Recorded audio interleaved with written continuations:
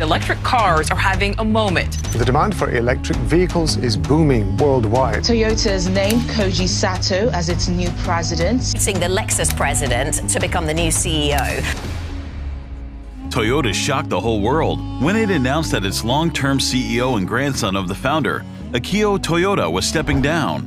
The 66-year-old, known for his controversial views on electrification, is set to step down next month after guiding the company for almost 14 years. Akio Toyoda acknowledged that he needed to make that move so the company could be put in the hands of a younger person. The company went on to name Koji Sato the new CEO, and when this happened, the whole world thought that Toyota would now revise its views of carbon neutrality and electrification. But now, just weeks before he officially resumes his new position, Koji Sato has shocked everyone. Join us as we reveal what exactly the new Toyota boss has said and what it means for the company. Before we go any further, it's important to understand exactly what the old CEO's views were. According to him, battery electric vehicles are just going to take longer than the media would like us to believe.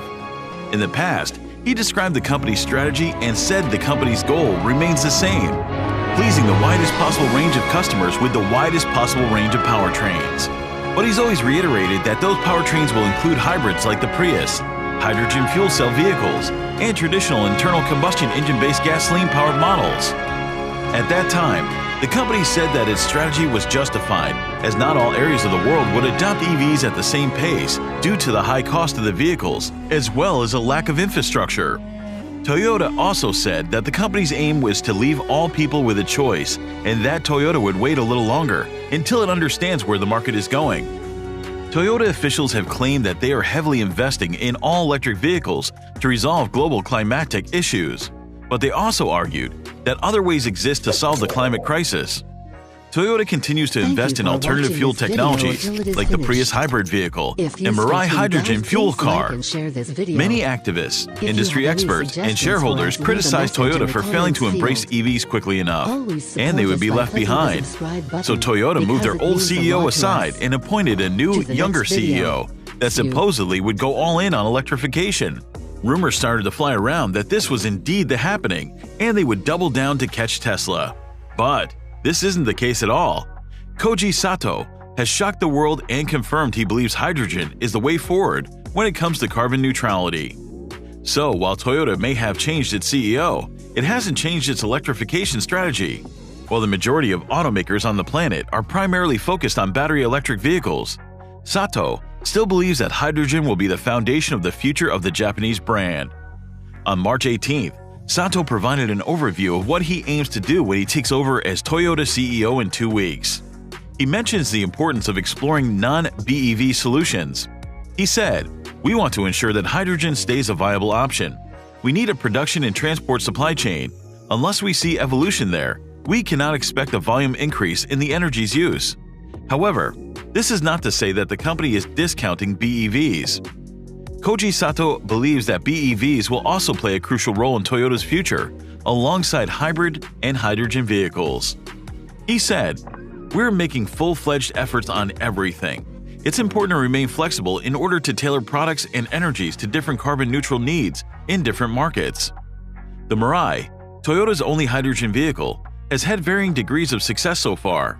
Because no other state has the necessary fueling infrastructure, California is the only state in the US where the Mirai is sold.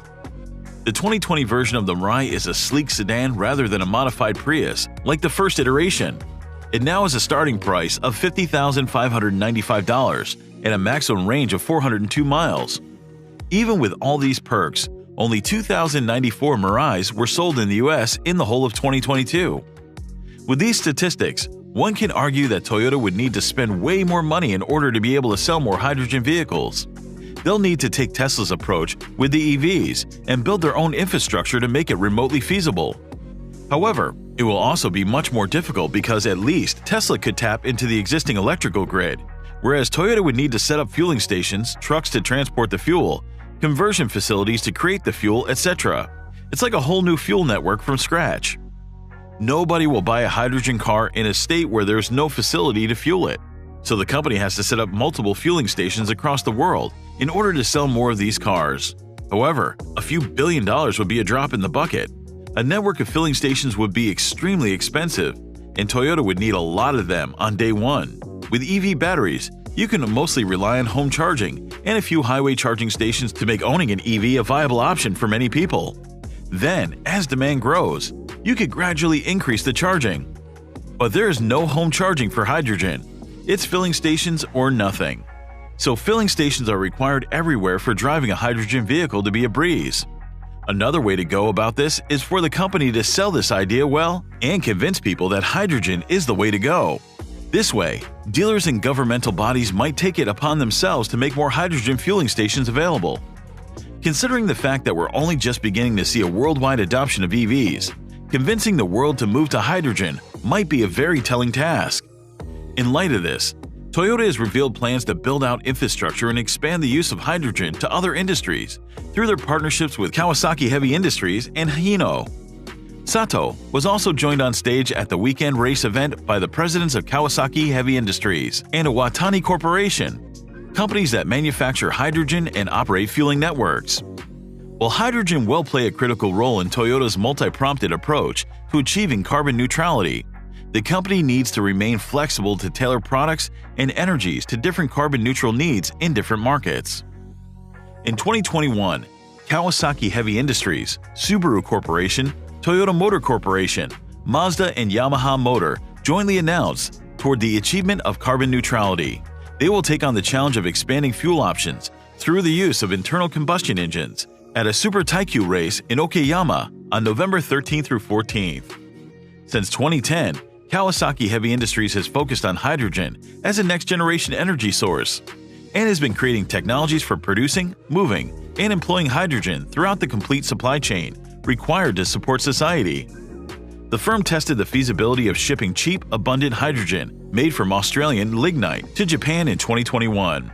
The Suiso Frontier, an in-house made, first-in-the-world purpose-built liquefied hydrogen carrier, began transporting hydrogen by the end of the fiscal year 2021. So depending on the progress made by this pursuit, Toyota's objective might well be a possibility. If Toyota is able to pull this off, we'd make a more efficient and carbon-neutral technology on our hands, especially because hydrogen fuel cells do not emit any harmful gases, so there are no expenses involved in handling and keeping hazardous substances like battery acid or diesel fuel. Hydrogen fuel cells are inherently a clean source of energy because the only byproducts of their function are heat and water. Also, unlike hydropower or biofuel, the creation of hydrogen doesn't need a considerable amount of land. Also, hydrogen fuel cell technology has also proven itself against harsh conditions, including cold environments as low as -40 degrees Celsius. The fact that hydrogen fuel cell technology provides a high-density energy source with high energy efficiency is an additional advantage. Hydrogen has the highest energy content per unit of mass for all the common fuels. And finally, the charge time for hydrogen fuel cell power units is extremely rapid, similar to that for conventional internal combustion engine (ICE) vehicles, and markedly quicker in comparison. All these, however, don't mean that Toyota is completely ditching electric vehicles. Under its newly minted CEO Koji Sato, Toyota has announced that it will be focusing its efforts on creating new electric vehicles unique to Toyota and Lexus. Toyota is now looking to introduce next-generation EVs under the Lexus nameplate in 2026 in order to build cars that are optimized for BEVs. The company will be working on everything from the battery and platform to how the vehicle is constructed. In its announcement, Toyota said, "To deliver attractive BEVs to more customers, we must streamline the structure of the car, and with a BEV-first mindset, we must drastically change the way we do business, from manufacturing to sales and service." It's also said that Lexus will lead this transformation. What do you think about this development? Let us know in the comments section.